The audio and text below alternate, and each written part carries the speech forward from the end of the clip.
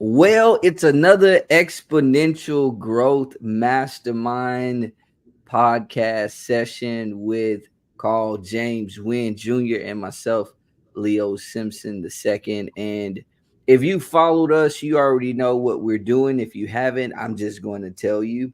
And that is, we are doing our weekly mastermind conversation where we are literally influencing each other's growth in a profound and magnificent way, leveraging the mindfulness of one another, iron sharpening iron.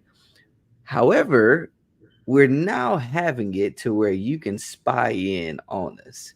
And so we thought it to be valuable because we are researchers, scientists, growth experts, people who are giving ourselves to all the excellence that we can access.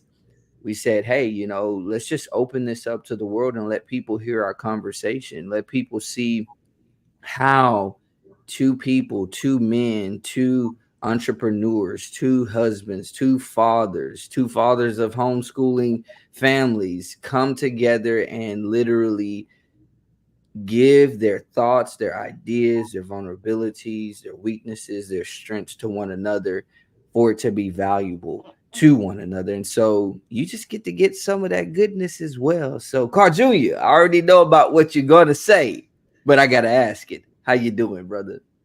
Man, I'm doing well. I'm living the dream. Come on now. Come on. Tell me You about know, that dream. because without Christ is a nightmare. Uh-huh. Yes, And man. we saw that during the storm, Hurricane Beryl. Yeah.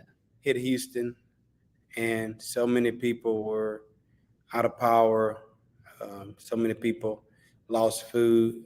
Some people lost lives. Some people Yeah. lost vehicles. Yeah. But in the, in all that to be said is that even in the midst of that, as believers in Christ, man, I still was enjoying life. It's still a dream life. I'm still like, it's not circumstantial. It's built. It's founded on the rock, and that's Christ. So whether the storms come, I mean, another storm may be in the Gulf, getting ready to come across the Atlantic. It doesn't matter really, because my foundation is not in what I have and the circumstances, but it's in Christ. And man, Yeah. I'm again, I don't know if it says it on the screen, but I'm really optimistic about life because of Christ. There's hope, Yeah. and so with that being said, all that being said, yes, Hurricane Beryl, it knocked down Houston. It was a Man. crazy storm, You but still don't have internet at your no, place. I still don't.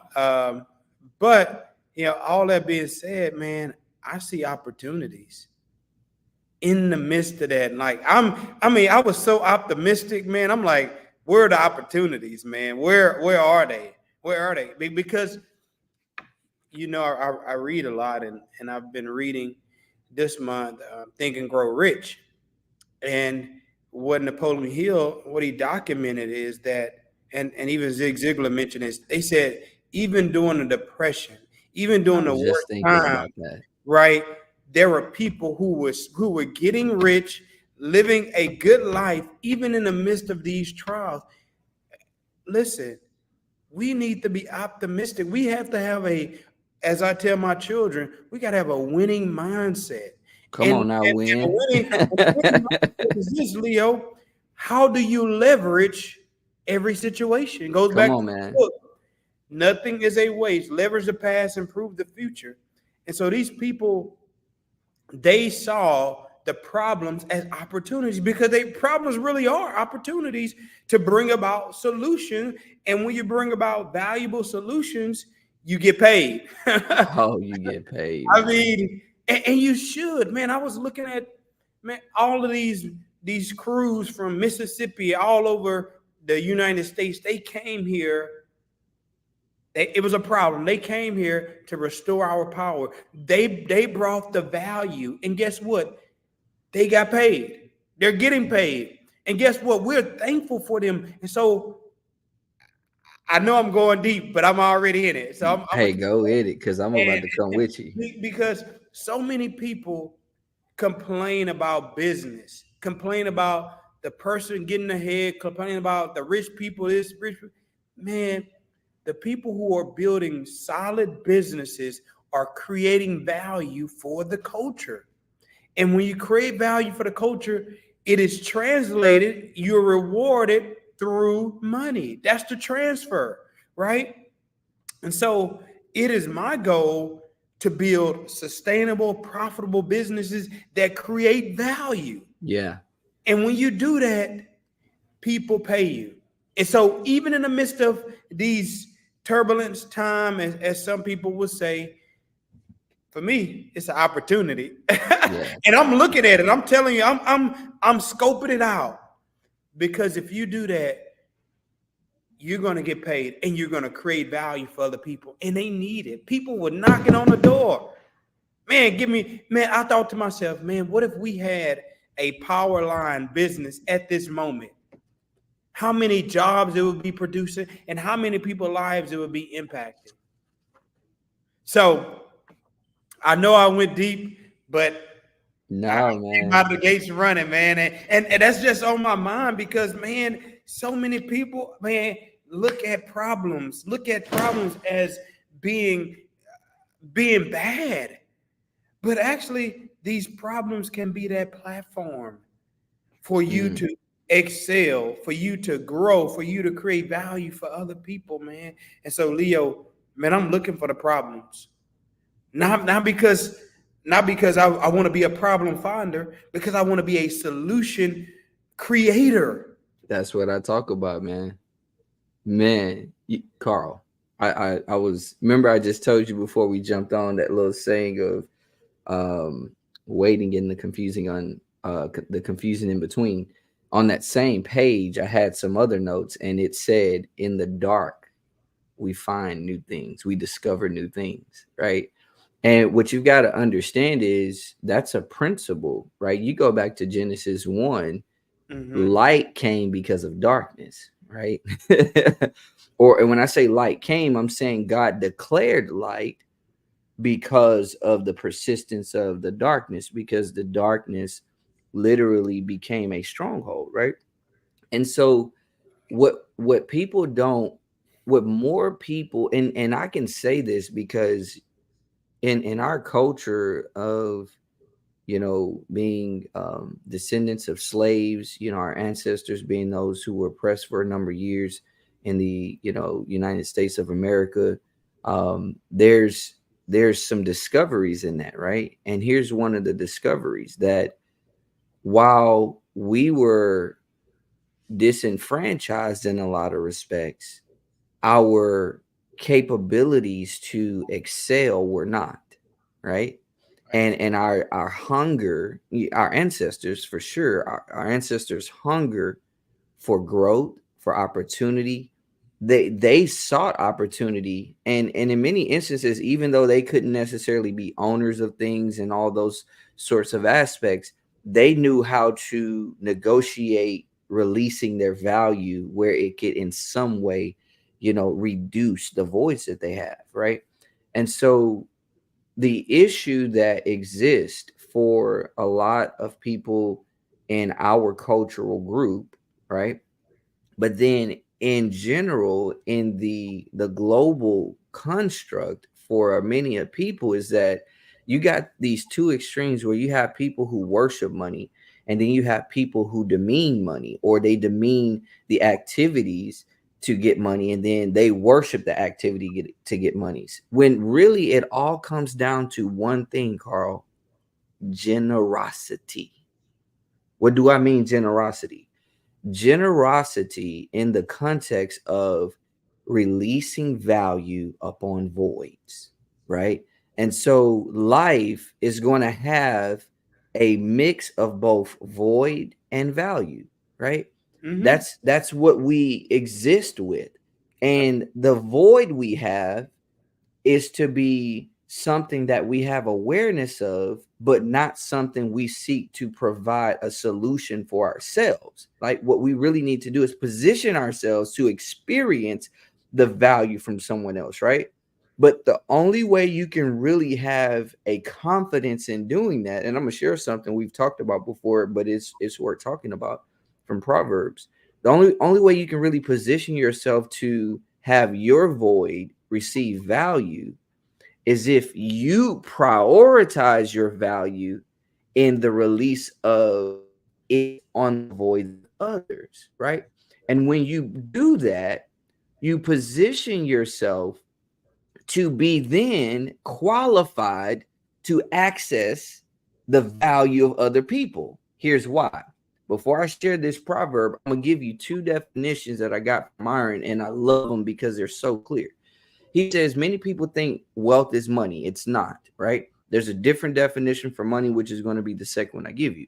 He says wealth is the ability to create value for someone other than yourself, right? That means wealth is you have an ability to take value that you have, unleash it upon the voids of others in a beneficial way. So having that ability means you have wealth. Now, whether you use your wealth or not is based on you, right? But here's what happens. And this is going to lead me into Proverbs 11. When you actually release your wealth, when you utilize your wealth, when you leverage your wealth by creating value, not just having the ability, but executing, making use of that ability to create value for someone other than yourself, what happens is you then experience the law of reciprocity, which is something reciprocates to you. It's called a reward. What is that reward? In our environment, economically, it's money.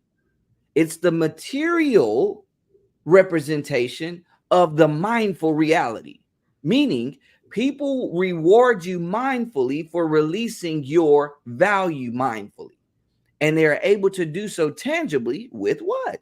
Money. Now, money is just one form of payment. There are four primary forms of payment: time, energy, effort, money. Okay.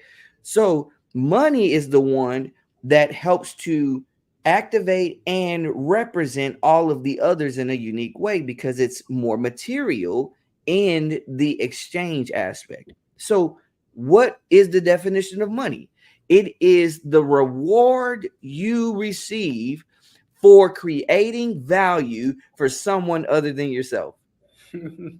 And it tells other people that you have created value for someone other than yourself. So the truth is, when you look at somebody who's driving a Rolls Royce, let's not look at whether they got it by the right means or the wrong means. Let's not look at it. What we can see is, in some way, shape, form, or fashion, they released their wealth. They utilized their wealth, meaning they created value for someone other than themselves, and they received the reward for creating value for someone other than themselves. And then they were able to use that reward and exchange it with somebody who could also create some value for them. And we see it in the representation of the substance that they're using. In this case, a Rolls Royce. Now, you can hate on them all you want to, but it doesn't change that they did release some value upon the void of somebody else. Watch this. Proverbs 11. I was going to just read 25 and 26, but I'll start at 24 because it does give a little bit of context. It says, I'll read it in the Christian Standard Bible. I love the King James, but I'll read in the Christian Standard Bible and then I'll come back to the King James. 24. One person gives freely, yet gains more. Another withholds what is right only to become poor. Wow. If you are talking about this person over here, oh, the rich people and this and that, they should do, no, no, no, no, no, no. That tells me if you're talking like that, that means you are focused on not only voids, but you're focused on your own voids, and it's called jealousy that's coming out of your heart. Hey, Fidel. How are you? Good. Awesome. Yeah, it's jealousy coming out of your heart, right? It also says that you are not focused on your value and how you can release it. So, literally, instead of you focusing on you freely giving, you're focused on whether or not people are giving like you think they should give. Ooh, okay. Here's the next one. And I told you I'm going to come back and read it in the King James. And I'm going to throw it back to you. A generous person will be enriched, and the one who gives a drink of water will receive water. So remember, I said generosity, right? Mm-hmm. The summation of both of these is the person who understands the wealth they have and the value of it for others will continue to release it. And when they release it, they will actually receive in regard to the law of reciprocity consistent with that. This is Solomon teaching us some good stuff, man. Yeah, yeah. Oh, but this one right here about to get good. This is the one I really like as far as what you're talking about. He says, people will curse anyone who hoards grain, but a blessing will come to the one who sells it. Now, let me explain what this means. Yeah. The grain represents product or service that can satisfy Absolutely. problems for people. That's what he's saying. So Absolutely. if you have a field where you have more grain for yourself, you Abundance. abundance. So you can take care of your needs, but you also can take care of the needs of others. What you are to do, if you are going to really be someone who is a good steward, is to also be a good business person by doing what? Set up an economic structure that makes the abundance available to people that can actually compensate you as a reward for your release of value. Did that what he said? But then he said this. He said, and this is how I know it's true. He said, if you fail to give it, meaning if you hoard it, if you withhold it, if you hold it back. Matter of fact, in the King James, it says, he that withholdeth corn, the people shall curse him. Why are you going to be cursed? They're going to withhold from you the benefit of accessing the reward, which is called money. Not only money, you won't be able to get people's time. People be upset by the fact that you don't want to give your precious time. But here's the thing. You've got to show people that you understand the value of their time by giving them something of value that can give a sense of representation, not a full commitment and regard for the time, but that you understand the value of it. And here's the truth. I say this all the time. We all have a void. We all have a value, right? We cannot use our own value to satisfy our own void. Our value is designed to satisfy and fill the voids of others, right? And the voids of others, and the value of others is designed to satisfy and fill our own voids, right? And when you look at it appropriately and you understand how that's really designed to work, you give so much posture and peace to the extent that you can really sit with understanding that, hey, listen, if I don't release value, value can't be released to me. You don't give time, energy, or effort, in many instances, you're not going to get any money. How do I know? I'll read the next one. I'll read it in the King James. He that diligently seeketh good procureth favor. But he that seeketh mischief, it shall come unto him. What's one way to engage in mischief? Withhold things that are valuably situated for other people. Business is the means by which we are able to transform people's lives in a deep way. Now, some people would say, hey, what about the gospel? Yes, the gospel transforms us so that we can engage in our business, which really is nothing more than the focus of us understanding what our value is specific to the unique voids in the market and saying, let's engage our full life and exhaust our value upon satisfying those voids. It's called being a solution creator, like you just said. That's good. That's good. That's good. That's good. No, y'all go in there. That is go. It's a Go. shame this. I Yeah. say Hey, folks, that's how our masterminds work. We homeschool, right? Yeah. And if y'all don't have children, and I know I said that country like Hearing. cheering, kids, children. If you don't have children, you must not know how when you doing something of importance, they seem to want to show up. Yeah. Oh well, that's good, man. Man, that's Leo. Man, you said a lot, man. You did But too. yeah, I That's mean, why we do these that's why we masterminds. do it because, man, my thoughts are so focused. Close the door, y'all. Uh, my I love it, man. thoughts, my thoughts are so focused on like going back to we had some conversations a few years ago, and we've been talking about like the calling to business, calling to Yeah, entrepreneurship, yeah, and when I first when we were first having those conversations, I really didn't have that perspective and that mindset and that desire that man, I'm called to entrepreneurship, I'm called to business.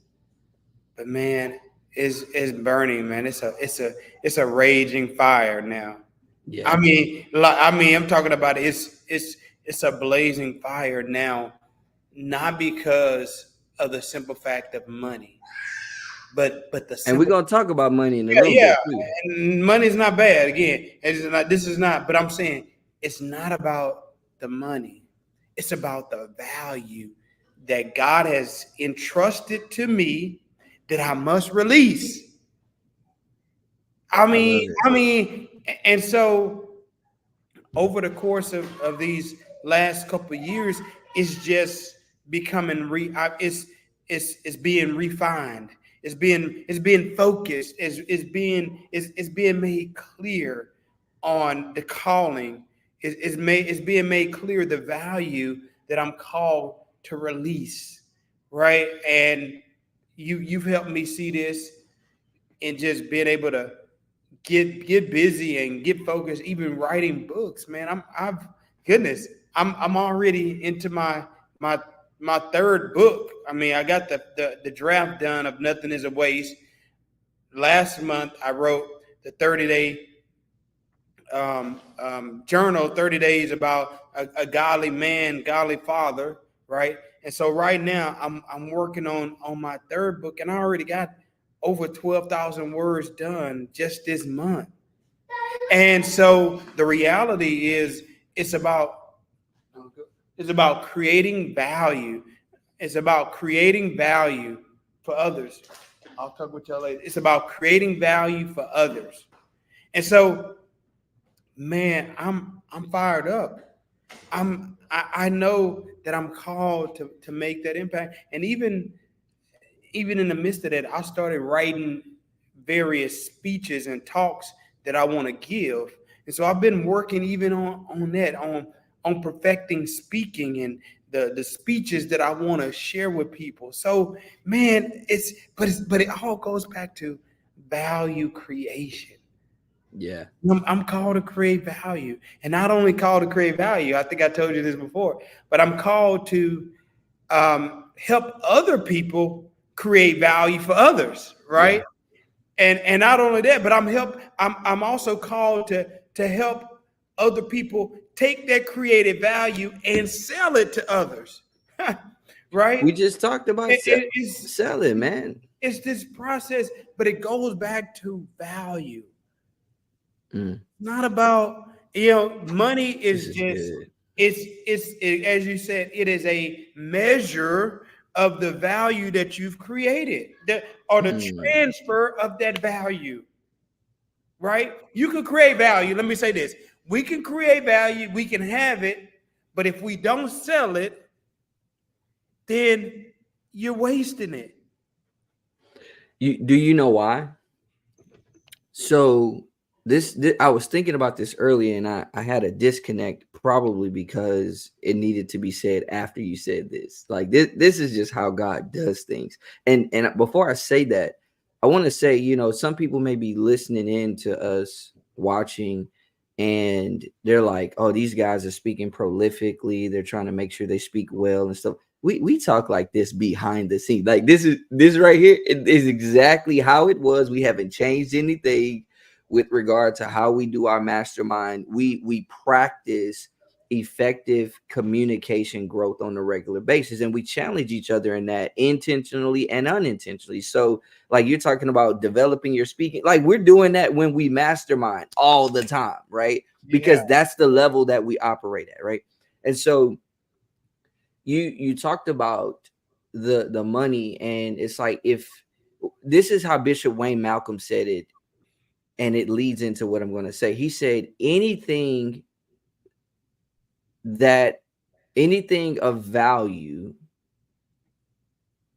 anything that is valuable, no, anything of value that is not valued is not valuable. Anything of value that is not valued is not valuable, right? Yeah. And here's how I put it. So you take Proverbs 11, 25, 26. I have two categories that I've created from that.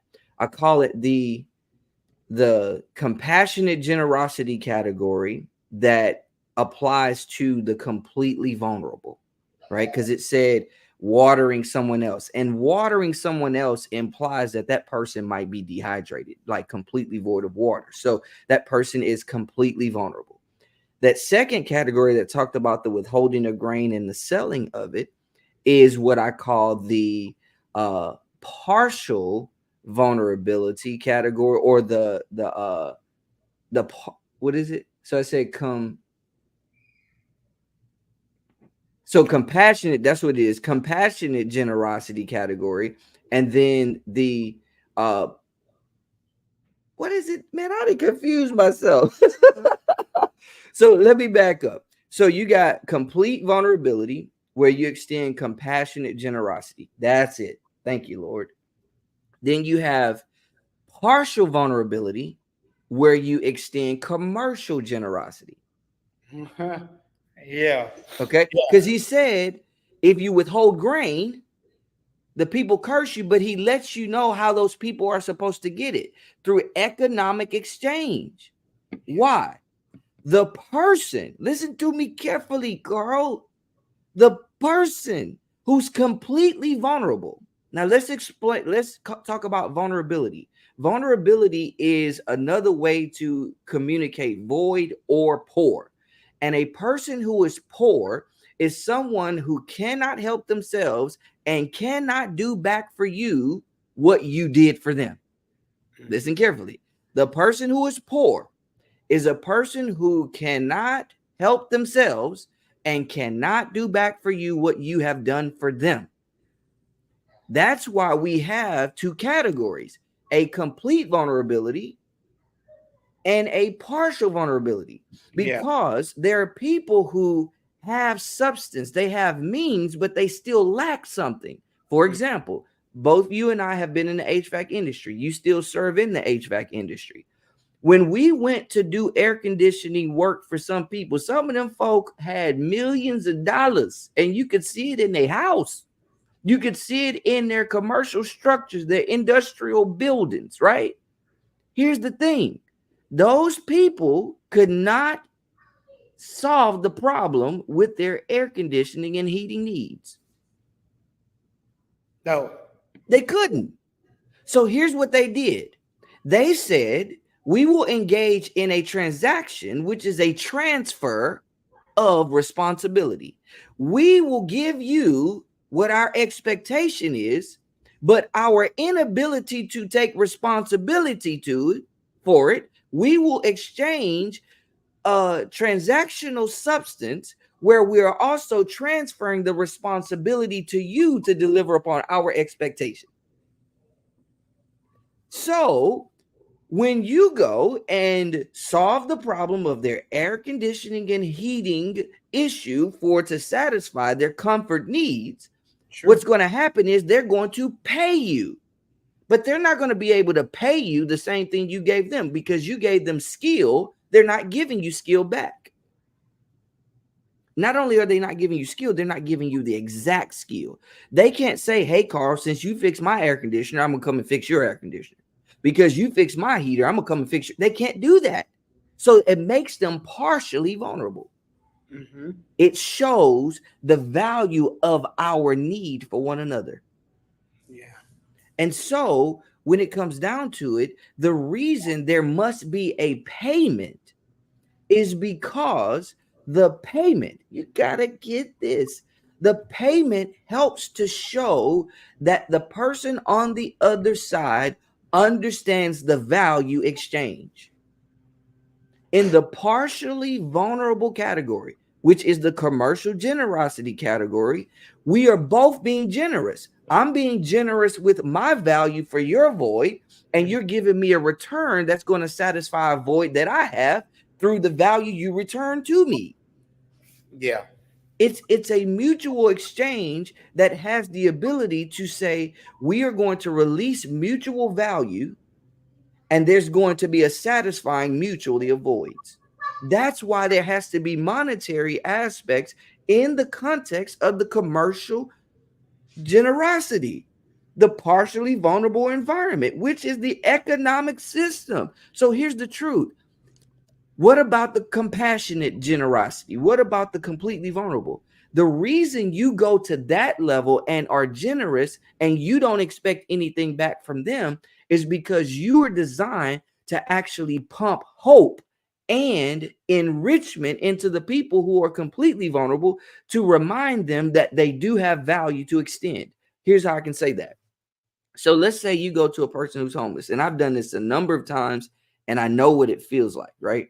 I know how to think about it, so I know how to talk about it. You go to a person that's homeless.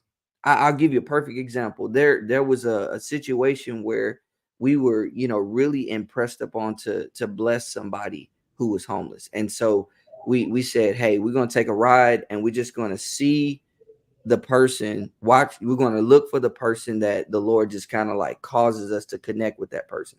So I literally had to drive a little ways from where I live. A lot of times I can drive up the road and I might find somebody, go to the grocery store, somebody might be on a bike or something like that. You can kind of tell, and you can bless them. It wasn't like that this time. I had to go a little bit further up the highway, probably about 10, 15, maybe about 20 minutes away from where I normally would go. So that's another 10 to 15 minutes away from my house. As I'm driving up to this major intersection of, where you got the underpass and then you can go to the left to keep going, down a major road. I see this guy walking across the street. And as soon as I see him, my eyes like, that's the guy, right? Not only is that the guy, this guy had on one shoe. Maybe even not even one shoe. I think it might have been one sock and no sock on the other shoe. I was like, wow.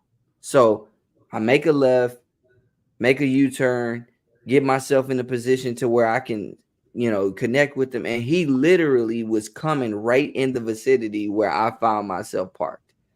Here's what I mean. I gave him, I think it was maybe $60, $80 or something like that. I'm saying that for a purpose. I'm not trying to boast the money. I'm saying that guy was able to take that money, go get him some food. I want you to see this. To go get him some food. He was able to potentially get him, a couple items of clothing. He could even get him some basic shoes with what I gave him. Now, remember the definition that I gave you earlier about money. Money is the reward you receive for creating value for someone other than yourself, right? Mm-hmm. It also tells people that you have created value for someone other than yourself. Now, I want people to get this who listening in to us. This is why it doesn't matter what the person does on the other side with the money and only focuses on what you do, right? Mm-hmm. When you give to that person in a compassionately generous way, what you are literally empowering that person to experience is the view from others that they have created value for someone other than themselves.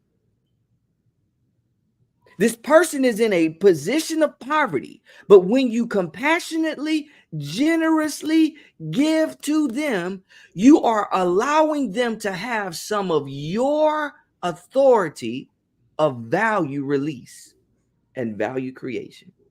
So that even though somebody might see that they look a little bomb looking, but the fact that they have the reward that says that they created value for someone other than themselves, you actually help to increase their value for that moment so that you are injecting hope into their future of a better situation. Mm. That's the compassionate side. Yeah. In the same way, on the commercial side, when you actually release your value from a service product standpoint, and somebody says thank you, not just with words, but with a tangible expression of monetary exchange, you are then telling that person, you have created value for me. You have satisfied my void. But then you're empowering that person to go to somebody else and give the financial reward they receive as a sense of two things. One, to say that you've created value for someone other than yourselves, but now you can give somebody else the reward. So really, money is a circulation tool. Hmm. Talk Because about. when we receive it, so Yeah. I talk about this in my book, the Great Wealth Shift, the 13 beliefs to destroy to become an overnight millionaire. I talk about that money, we don't need money. Money needs us, right? And that means that we are a money master, and money needs us to master it in three ways, right? It needs us to master it in the context of it being our slave, where we give it direction. We need to master it. It needs us to master it in the context of it being our student, where we give it instruction and guidance. And it needs us to master it to where it then becomes a tool that we put to use and give function to in the context of a tool of circulation. Here's what I mean. If you look at money as something you possess rather than something you progress, you're only going to see it as something that gives its identity factor to you rather than it's something that you use in the context of the implementation of your everyday value creation. Yeah. Yeah. Right? So here's what really happens as a circulation. The main thing we have that is of greatest treasure is our wealth. What's our wealth? The ability to create value for someone other than ourselves. If we stop creating value for someone other than ourselves, then we stop allowing the reward to be released. What's the reward? Money. That's Now, good. remember, I got my 3 C's of life: contribution, compensation, and consumption. Here's the thing: if you don't contribute, which is value release, you can't get compensation, which is value reward. Mm-hmm. And if you don't get value reward, you can't have value reciprocation, Yeah. which means where you can reciprocate to other people the value that they give to you. So, what it's saying is contribution is release your value, right? Compensation is receive value, right? Consumption, which is why our economic system is what it is. Consumption is you reciprocate value, because when you go consume, you actually become a person who's now compensating somebody who's contributing. Yeah. So it's really nothing more than a circulation, which is the whole essence of life. Yeah. And man, you since we're talking, that's great, man. Since we're talking about value, in my book, Nothing is a Waste, Leverage the Past, Improve the Future. I show people how they can see the value that they have. So many times people don't see their value. And this is not from and I'm saying this because so many people believe, especially in the Christian community, and sadly, when people see that, hear people say that, they think, oh, this person is puffed up and this and that. No, the reality is you need to see your value. You need to see the value that God has deposited into you, that He's allowed you to accumulate, so that you can release that value to others. You are valuable, and your past is valuable. And I tell people the past is a resource. Mm-hmm. And if you understand how to leverage the past as a resource, then you can create value. You can leverage it for value for the future. Yes, sir. That's why, even when me and you were having that conversation, I guess Years now ago, 5, 6 years ago, sitting at your house, 2015. I was like, man, this 2015. brother don't see this. I'm like, hold on, get up out of this, man. You got to see the value, Yeah. right? And so nothing is a waste. It calls for you to look at the past, the good, bad, and the ugly, and extract. Number one, you can explore the value. Then you can extract that value into the present, right? So, I mean, that's what we're doing right now. Even now, as we're exchanging our minds, like we're not talking about something that we have not studied, or we have not read, we have not experienced. What we are doing now, we are improving our lives collectively, right? But we're improving the lives of everybody who is listening to this podcast, to this mastermind, right? Based on the past. Mm-hmm. Mm-hmm. We're not pulling from the future. But if you extract from the past, you have the value to improve the future. Yep. And that's why, man, I'm I'm a I'm a student of history, not so I can spout out facts, but so that I can turn those facts into valuable assets for the future. Ooh, man. Turn those facts into valuable assets for the future. Man, that's good, Carl. I mean, that's what I mean, that's how all Ooh. improvements are made, though, Leo. That's how all improvements in life are made. And for those who think that, I know it's the popular notion, you need to forget about the past. Let me say this: you can't forget the past unless you're mentally disabled. Ooh. You can suppress the past, but I want to tell you, don't suppress the past. Embrace it. Mm, Leverage it. You can't change it, so you might as well use it. Right? man. Right now, I'm black. Right? I mean, I'm black. I can't Well, change it. I mean, your shirt is black, but But you know what I I'm just mean. messing. I mean, leverage it. Yeah. What you can't hear this, and I say this in the book. If you can't change it, use it. Leverage it. Yeah. You can't change it, use it. Ooh. You got to What? put that on a t-shirt. If you can't change it, use it. Use it, right? In the past, we can't change it, but we can use it. Yes, I know that your past has been dramatic. You've been hurt. You've been displaced. You've had these bad things happen in your life. But at the same time, man, and now I'm not even talking to Leo, but even I'm talking to those who are watching, because you need to hear this message. You can't change what your family history was.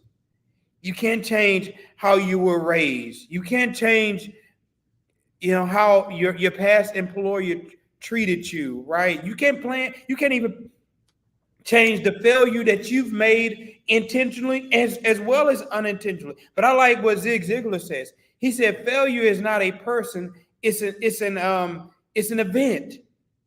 Failure is not a person, it's an event. Yes, we've all had failures. We've all, as the Bible says, we've all sinned and come short of God's Come glory. on, brother. All made mistakes.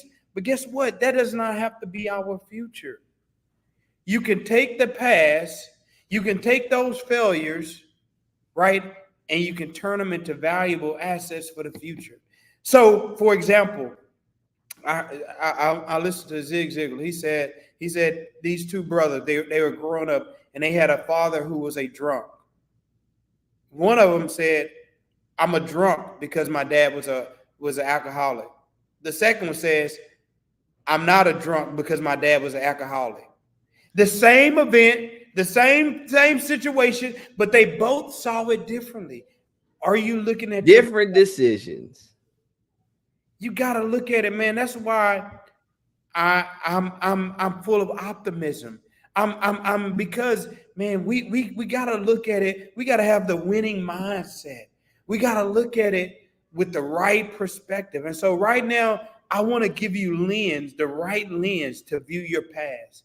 Take off the lens that said my past is just terrible. My past is just I can't even think about my past. Take that lens off that I gotta forget about my past and say I need to look at my past and leverage it. Not just for yourself, but I'm telling you, those who embrace the past and leverage the past will not only create value for themselves, but for others as well. And that's what we're really talking about, y'all. That's what this mastermind is about. As you grow, as we're changed, guess what? We're gonna take this value that we exchanged today, me and Leo, because This is gonna again, turn into some goodness, man. I'm not gonna waste this what we've learned today, and we're gonna go and we're gonna help other people. At the end of the day, man, my family has been extremely benefited from our mastermind. And man, I'm so glad we started this, brother. Because man, Likewise, man. I Likewise. grow so much through it. You know, so I have two opportunities before me, like that they're not going to take away from my entrepreneurship. These are both full-time opportunities. They won't take away from my entrepreneurship efforts. Actually, they're going to influence me, whichever one I choose. But I got some I'm going to say on that because of what you talked about, the importance and the power of the mastermind. What one of these opportunities, whichever one it is, all it's going to force me to do is to become more intentional about my entrepreneurship strategy, to where what happened was, like, so let me back up and say this. Like, I want to be transparent, like, this, but the people who are probably listening don't necessarily know this. Like, I have been at the pit of poverty and literally am coming out of that, right? And Mm-hmm. and I can say I know what it looks like to be a Job. Like, you got all the skill in the world, capability. People see you do great. You had this and that, had a wonderful house. You lost it in foreclosure, had vehicles, lost that in repossession. Like, I know what that looks like. Praise God, I didn't lose my children. My oldest daughter did experience emergency situation of having a high level A1C, high level blood glucose level back in 2019 going into 2020. And so now she's managing type 1 diabetes. So it's like, I know for your world to be shocked. That's what I'm trying to say. Mm-hmm. and Yeah. and people look at you like you had to have done something, like they did Job, right? I know what that looks like. Okay. And we're right in that vein of like coming out of the struggle. All right, coming out of the confusing in between, right? Yeah. And so, you talk about their failure is not a person, it's an event, that Zig Ziglar said. Well, watch this, Carl. Man, itchy nose. Watch this. Because of my situation and circumstances, there are certain priorities that I have established, but have articulated in such a way that I have this absolute, unwavering, non-negotiable focus about it. Let me tell you what I mean. Whatever opportunity I take, Okay. that's a full-time type of opportunity. It's gotta, one, this is not the non-negotiable, this is kind of like implied. It's gotta position me to continue my entrepreneurial situation. Why? Because I'm supposed to be about releasing value at the highest level. And if this is going to keep me from doing that, I can't do it, right? If I Yeah. have to, if I have to scale it back, that's different. But stopping me from doing it is not okay. Okay. So that's kind of like implied. But there are two non-negotiables. This role has to be, one, a foundational cash flow vehicle. It's non-negotiable. Foundational.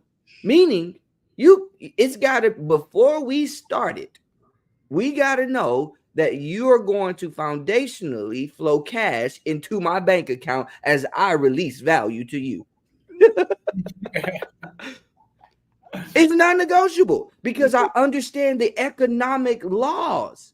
I understand the necessity for that to be the case. Okay. Mm-hmm. And number two, there must be the reality that this role is a value release point.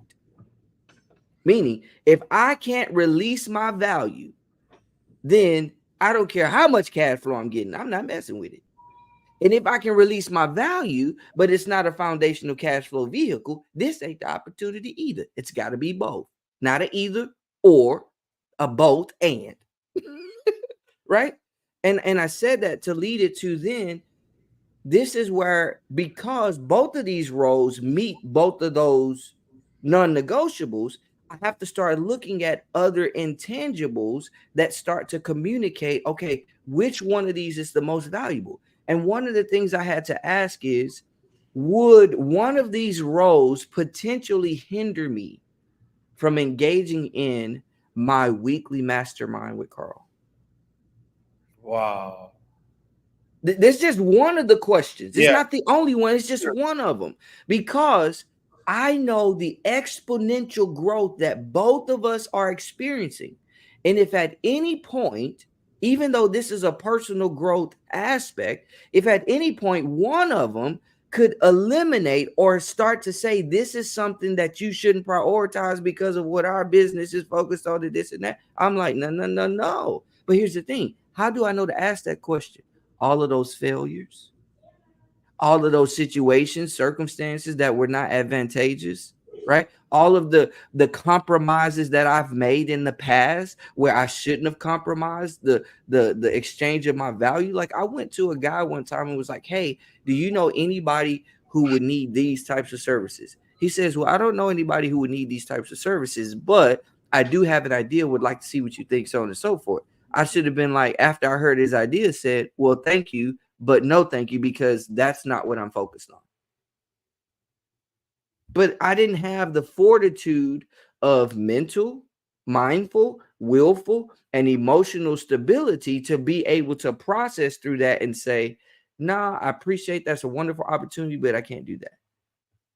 So now these two opportunities that are full time, I'm having to think about, okay, what are the things that are in my trajectory? That, what are the things that are in my long term? What are the things that I'm working on? What are the things that actually are likely to come up in the future? And how is this thing going to correspond to that? Because what I learned through my experiences is, when you make a decision, generally the impact of that decision is going to automatically be about 3 to 5 years out from that moment that you make that decision.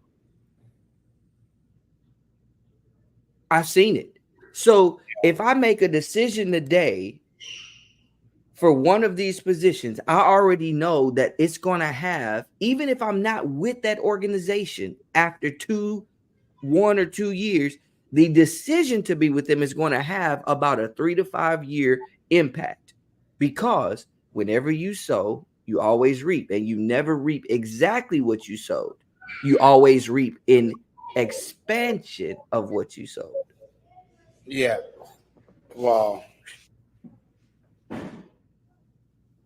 Man, that's good, brother. Wow. Yeah. We can go, man. We can go, because man, you're hitting on some buttons that man, it makes sense, man. And I'm I'm processing criteria as well. Like what, like if there are opportunities that don't check these boxes, it's a no. It's a no go, right? That's a principled approach, by the way. It is, and so we all need to have some level of criteria where we were able to assess and analyze opportunities. I mean, that's what good business owners do, right? Even if you're going to acquire a business or whatever, like you got to have there's like there's a measurement, right? Some kind of standard, something that you measure this based on, and so even for some opportunities that we're looking at as well as a family, we're thinking like, okay, these things are non-negotiable. If they hinder that, then it's a no, right? It's a no. And if they check these boxes, yeah, we're we're flowing, right? For one, will it hinder us from being able to homeschool our children the way we are, right? Will it impact our physical, mental, emotional health, right? Will it impact our spiritual health, right? How are these things, like, what is the financial return on this, right? What is like, I mean, there's just some things. What about the flexibility? Because we also realize that work is important, but work is not everything. How will it impact our flexibility for our family, right? All of these various things. And so, man, I like that there's some criteria that Yeah. that you're using in making a decision. And man, I'm so thankful that we are still on this journey. I think you probably know about 6 months, about 4 months ago, man, maybe 6 months. I can't remember. Sometime in February, my oldest son had some emotional meltdown. You remember Yeah, that? you told me about that. Yeah. Leo, man, Leo, man, Because of the homeschooling. man, the turnaround in his life, the confidence that he's displaying, the leadership ability that he is displaying, like it's on another level. And I credit it to, number one, us working with him around understanding his value, understanding, giving him a winning mindset, and not only that, but him going to work with me and us listening to, um, as Zig Ziglar said, the pure, the good, the good stuff that's going into his mind, and he's seeing his value, Yeah. even. Automobile University. But to the point though that he even suggested to me, like, I mean, he's doing things on his own initiative that are extremely valuable. I mean, to the point, like, I mean, he's cleaning his room, like, to a point, like, we didn't even tell him to do this. Like, I mean, he's cleaning his room at a high level, and also he shares it with his two brothers, and also ensuring that they are cleaning their parts. I mean, and I don't. But he made suggestion to me. He said, "Daddy, why don't you clean? It's the trailer that I offer." He said, "Daddy, why don't you clean it like this?" And I mean, this is a kid. I mean, almost 4 months ago, where he was like, "Man, just take I me don't out." want to live anymore. Yeah, Right. this, like, and so we've been, man. It goes back to, and at the beginning of the year, our two main things we were focused on as a family: deepening our dependence on God and a winning mindset. And man, I can see the results right now. And so, as you said, right, the decision that we made, right, a couple years ago to get into entrepreneurship and to really Engage. focus on and engage Mastermind in too. mastermind, all of that is having an impact. And we're going to see these results down the road. And I'm even seeing it in all of my children, how this this the way that we are living our lives now, how it's benefiting them. And so right now, I'm thinking about how do we optimize our life to get exponential results. I know that what we're doing right now is good and it's working, and it's we should steer the course, stay the course. But my question is, how do we optimize it for exponential growth? And that's what I'm thinking about, man. And so And I y'all are not just thinking about it, y'all are also talking through it. Y'all also planning, y'all taking yeah, certain actions. Y'all are actually not just asking the questions, but then seeking to bring, true tangibility to the answer. absolutely. Application. We're just and what I said years ago, and I still say it today, we're scientists of life. Yeah. We're scientists of life, and so we're experimenting. We're figuring out, okay, what is good, what is helpful, what is healthy, and even to the point where now I love that sound, we man. we talked about it. Yeah, it's a sound of joy and happiness. Those children, and but even to the point where we're working on our physical health. I mean, now like I I'm almost 60 days into a new routine, new diet, and it's impacting the lives of my children and my wife. Yeah. How, man, so back in June, I decided I'm just gonna take all meat out of my diet, which I did successfully for 30 days. And I started to add back certain meats into my diet, right? Turkey, um, chicken, and salmon, fish, right? All of these three things, and now I'm at the point right now that even those various meats, I don't have to have it every day, and I Because you don't have to have, disciplined yourself at a high level. yeah, and I don't have to have it at high quality quantities either, even when I take it in, and so now I've I've lost maybe about 10 pounds, right?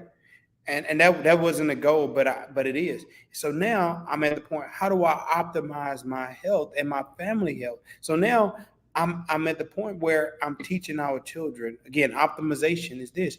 You begin to look at, but in order for you to optimize, you got to standardize, right? You got to have a standard first in order to you can't optimize something that's not already in place.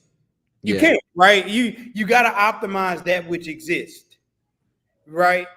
And so, because we have a standard, we can optimize. And so, that's what I'm working on now, optimizing our health. And so, one of the ways we're doing that is learning different methods of what to do with our physical health. And really, a huge part of it is what we take in, right? Input determines output. What you're taking in determines your output. So, for example, um, we my mother-in-law made some fried chicken the other day, and I was like, okay. I was like, and the children was going to, I said, okay, y'all may only have one piece. Because again, it goes back to right consumption. You don't have to have, 6 pieces of the fried, you don't even have to have two. One is plenty, right? And so even in our meals, we've been having smaller portions because we think that we gotta have it all just because we got these big bowls. And no, you don't have to have it all. And so Man. we are optimizing, and I'm teaching them and training them how to think about their intake. And so they went to a VBS, a vacation Bible school, and they were passing out snacks. And so the snacks were unhealthy. And so on the on one of the days, I sliced apples, and I told them, okay, when you get into your class, you're gonna say no thank you to that snack. And what you're gonna do is you're gonna eat your healthy snack that we provided, right? Because I'm teaching them discipline, but I'm also teaching them to think, like to plan. So you're planning that, yes, everybody else is going to be having a snack, but you can have a healthy snack if you plan properly, right? Yep. It's these ideas, man, and I'm sharpening because again, I want to make sure that our family is healthy, optimizing our lifestyle. So I just want to say, man, Do you hear what you just said? You said, I want to make sure that my family is healthy, and basically so that you can optimize your lifestyle, right? This just rung in my head, and it was the definition we gave at the beginning. Wealth is the ability to create value for someone other than yourself. Well, guess what? If you don't have health, can you leverage your wealth? Like, if you don't have health, can you physically, mentally, willfully, emotionally leverage your wealth? Can you absolutely create value for someone other than yourself? The truth is, man, you cannot, right? Like, yeah, all of my parents are deceased. I know what bad health looks like. I have family members right now who are dealing with some very serious health issues, and they are limited in the value that they can create with all of the ability that they have. They cannot do a lot of things. And so the truth of the matter is that we are in the position where we have to prioritize what enables us to really be the most valuable, right? And I'll tell you this, Carl. So one of the things that really is pivotal for us as believers is self-denial, right? And not only self-denial, self mortification. And that's a phrase that you don't hear a lot these days, but yeah, it's yeah, it's it's called not self-destruction but self-killing, right? sure. And when I say self, I mean kill the self in regard to how the self is not valuable or advantageous in the release of your value, right? Here's how you know yourself or your soul is getting in the way. Yourself or your soul is getting in the way when it's all about yourself, Mm-hmm. right? Here's what I like to say to people. God does not expect for us, sir, he certainly does not want us to be selfish, but he does not want us to be how did I say it?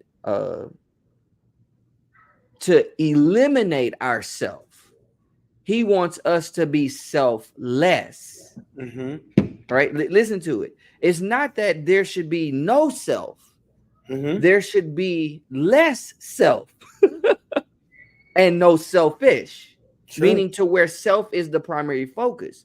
But you cannot eliminate yourself. So when we say you got to deny yourself or you got to mortify yourself, which is kill yourself, it means kill the improper self focus Mm-hmm. and establish the right self focus.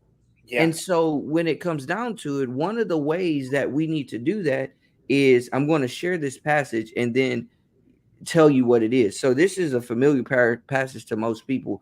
Romans 12:1 and 2. I beseech you, therefore, brethren, by the mercies of God, that you present your bodies a living sacrifice, holy, acceptable unto God, which is your reasonable service, and be not conformed to this world, but be ye transformed by the renewing of your mind, that you may prove what is that good, acceptable, and perfect will of God. Now, watch this. I'm going to back up. You got proving what is good, what is acceptable, what is perfect, and what is the will of God, right? All of that is one, basically. Now, you can't prove that without a mind that is renewed. And one of the ways you can think about a renewed mind is your mind is active. It's now back in the function that it ought to be, and it's turned back on and operating the way it was designed to operate. Okay. But before you can do that, you cannot have conformity to the wrong mindset. Yeah. So the world, he says, and be not conformed to this world, but be ye transformed. What does that mean? That means but changes everything. And that thing that's after the but is the opposite of the thing it mentioned. So a renewed mind means that the thing that is before it is a mindset that is not a beneficial mindset. So a worldly mindset is one that is satisfying to the things that are materially pleasurable. Okay? And if it's materially pleasurable, it may not be mindfully peaceful. Huh? But Yeah. then you back up again. He said, reasonable service. Hold up. So that means there's some pre-work that has to be done before you can actually get your mind turned back on, shifted from a worldly mindset, which is a self-pleasing mindset, rather than a self-piecing mindset, right? Now watch this. Before that, he says, you've got to do something. Present your bodies. This language is absolutely consistent with taking a sacrifice to an altar. So the question is, and here's how I know, because of the phrase sacrifice. The sacrifice is a phrase that speaks of something that has been killed. Remember, I said self-kill, self-mortification. Okay, so you kill the self, right? But how do you kill the self while you be living? This is an oxymoron. Two things put together that seem like they don't fit. Living sacrifice. Last I checked, the sacrifice had to be killed and then you presented. So Yeah. how you gonna be let me tell you how. I'm gonna just give you simple. I did a message on this on my a place of blessing word study channel. So I might even put it in the description here. So matter of fact, I need to make a note of that. Uh give me 1 second. Gotta make that note. Okay, all right. So here's the thing, Carl. How do you actually present yourself? How do I present myself? How do you present yourself? How do other people present themselves as a living sacrifice? I talk about it in this message, but the simple answer is this: the deepest way is through fasting and prayer and giving to the poor. Where you can find it is in Isaiah 58, I believe. I think it's in, I'm not going to go read it. I just want to make sure I'm saying it correctly because so people can go and find it. I think it's in Isaiah 58. Let me make sure.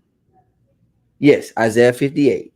And it actually starts, you can start at the beginning and pretty much read down to about the half point, almost the whole point of the Yeah. verse. But it talks about fasting and prayer. And again, like I said, you can go back to my message and I'll try to make sure to link that in the description for that. But the truth is, what you did is not at the core of fasting and praying, because fasting literally means no food, right? Mhm. But you fasted from meat. You actually created a self-denial and a self-mortification related to animal protein. And people don't understand. We're not going to get into this because my daughter has to manage type 1 diabetes. Like, we study this stuff on a regular basis. What people don't understand is you can have an addiction to meat that actually is like having an addiction to sugar, simply because even though meat is a protein, animal meat is a protein, how it functions in the bloodstream is that it can have an effect on your blood glucose over a long period of time, to where it can have an adverse effect on your insulin production, to where it's then raising your blood glucose and causing you to become insulin resistant. And so if you have too much of it, literally, it can mimic sugar at high rates and increase cancerous cell development. Wow. So by eliminating it, you're actually showing that you have authority over the body and not the food. You're saying that. That's what I tell my children. I said, I tell them, I said, remember, I said, you know, Food is not your master. And so many people act like food is their master and they gotta have it every time. But no, you need to master food. It is a tool for the body. It's not a god. It's not. And so many people and so that's why our culture is obese, Yeah. and unhealthy and Overweight. They not laying aside every weight, huh? no, they picking it up, because at that table they picking. I mean, every weight, Get it up, put it down. every, everything. So, but I know we gotta. Yeah, we gotta wrap it up. This is But the last thing I'll say, Carl, and yeah, then you can say what you're gonna say and close us out with prayer like you normally do. Um, the biggest thing with regard to what we're talking about regarding health, wealth, all those types of things is this: if this body was the premier aspect of our existence, why is it when we die, it has no function and the real us is gone?